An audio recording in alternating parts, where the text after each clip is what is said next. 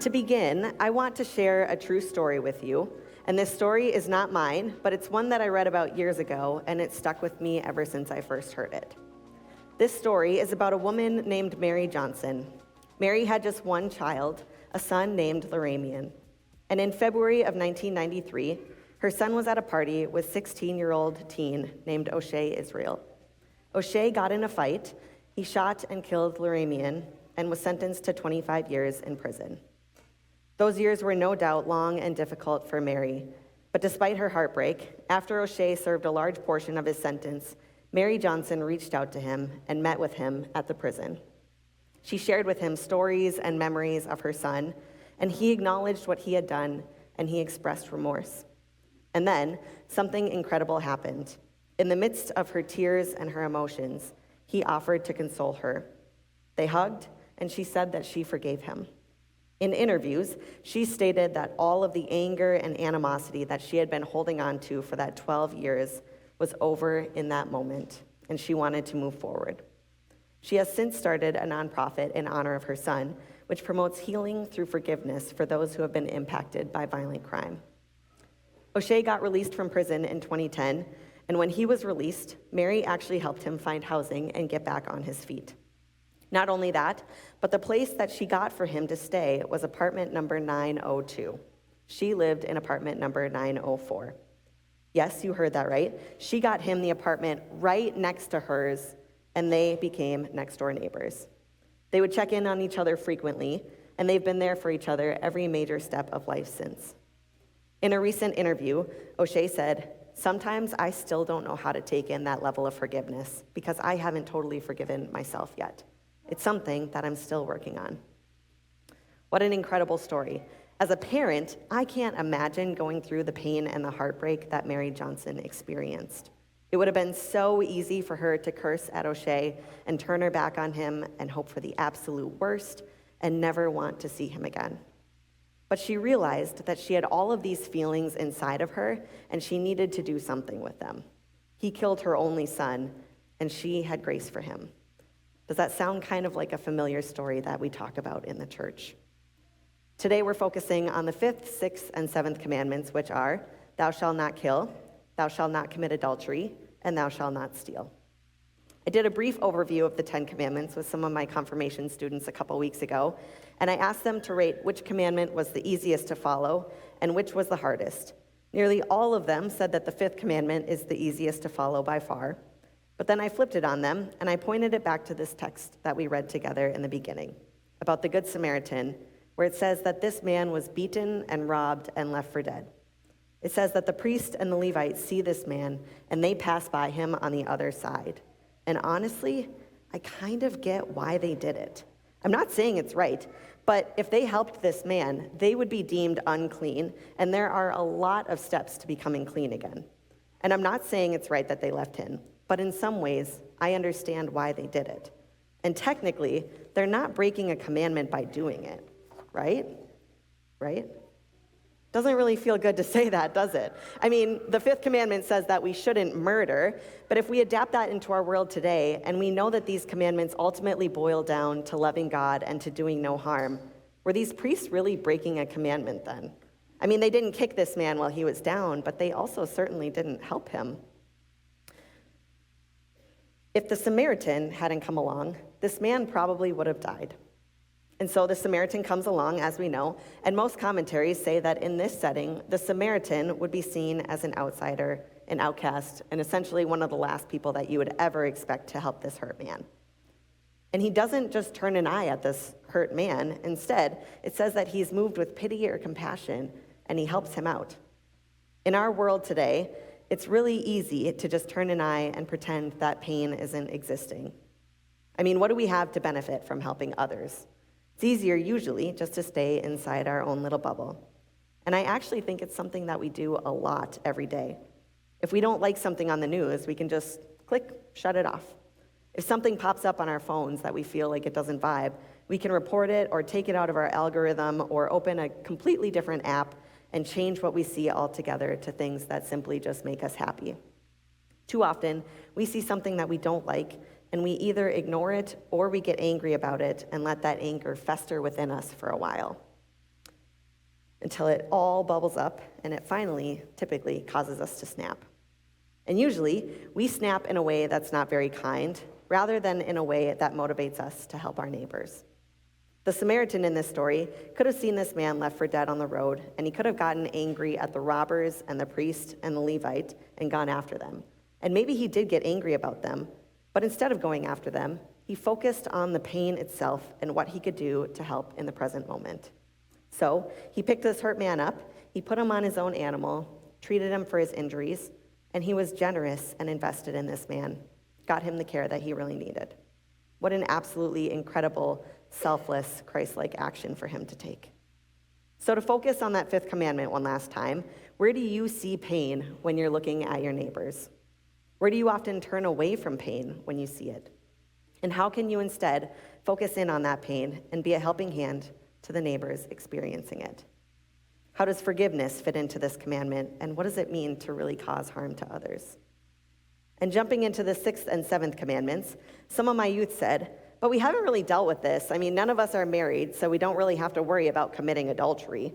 And that's a good point. I think they were probably trying to take the easy way out of it, but still a fair point.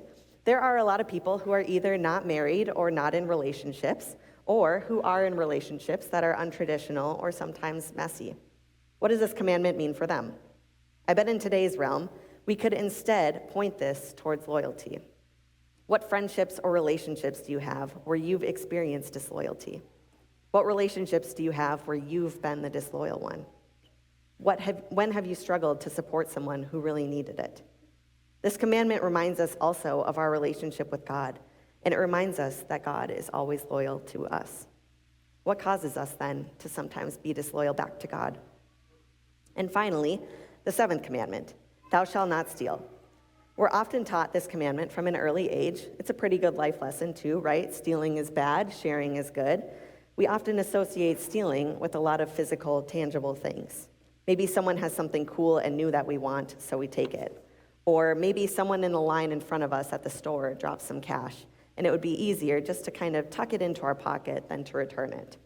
Or someone has an idea that's absolutely incredible, and so we end up claiming it as our own. I think we usually think of this commandment and we relate it back to the robbers in the story. We know it's bad to go and rob someone's house, right? But what about when it's something small? Or what if the owners won't even notice that the thing we take is gone? Jesus tells us these commandments are essentially all equal. While some may seem worse than others, God tells us that if we sin, we sin. There's another story in the Bible about a woman caught in adultery, and the religious leaders want to stone her for her actions. They go to Jesus, basically to ask for permission to do this, and Jesus starts writing in the sand. We have no idea what Jesus is writing in this moment, but it says that he continues to write and they continue to question and badger him until finally he kind of snaps and he stands and faces them and says, "Let anyone among you who is without sin be the first to throw a stone at her." And then, as if that's explanation enough, he kind of casually bends down and just starts writing in the sand again, and slowly people start to leave until the only ones there are Jesus and then this woman who broke the commandment. And here's the thing, the woman remains, and she's probably expecting Jesus to be the one to stone her. He basically gave himself permission since he was the only one here without sin, and so she's probably waiting for this to happen. And yet, he doesn't. He goes to her and he tells her to sin no more. He doesn't kick her while she's down or turn away from her or shame her for what she's done or do what's expected, even though it would be easy in this instance. Instead, he helps her in a sense. He gives her some advice and grace, just like in our story with Mary and O'Shea. Even though there's grace for us whenever we mess up, that our slate will always be wiped clean whenever we sin, it doesn't mean that we should go about this life breaking these commandments whenever we please, because it goes against what God calls us to do, to love others and to do no harm to them. Anytime we sin, whether it's something simple like lying or stealing, or it's something drastic like murder, that's counted as the same thing in God's book, and someone is still hurt in the process. And that breaking these commandments hurts our relationship with others, but it also hurts our relationship with God. The beauty in having grace for when we break all these commandments is that no matter what, whenever we mess up, whenever we stray from God, God will always be there with open arms to welcome us back in. As humans who are flawed, I can't guarantee that others will welcome us back in when we mess up. That's a pretty hard thing to do. I'm also not saying that we should always welcome others back in who mess up in our relationships. Sometimes it's not healthy for us to truly forgive and forget, and that's a whole rabbit hole that we don't have time to dive into.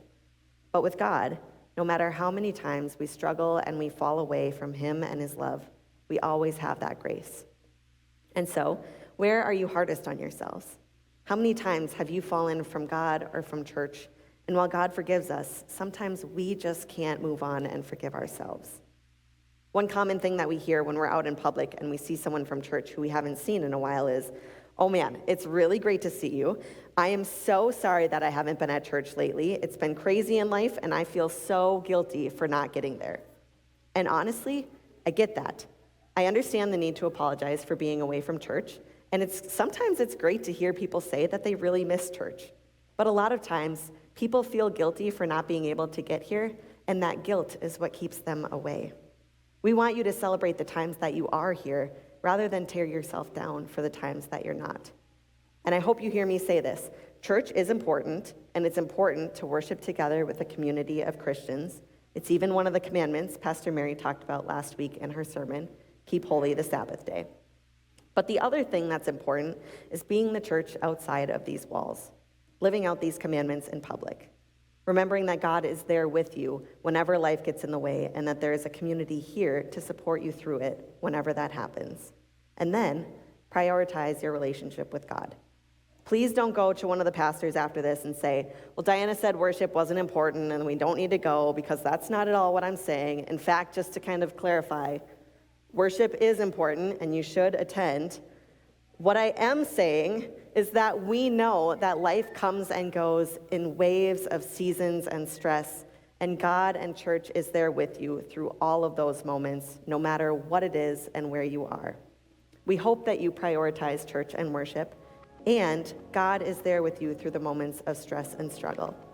God is there with you through the moments of feeling like you're messing up, through the moments of hurting others or being unkind to yourself or breaking these commandments. And God is there with you when you're ready for that grace and love. And honestly, even before you're ready for it. God is there with you through these times of calm and forgiveness and healing. How does church fit into that? How can church actually help you in these moments?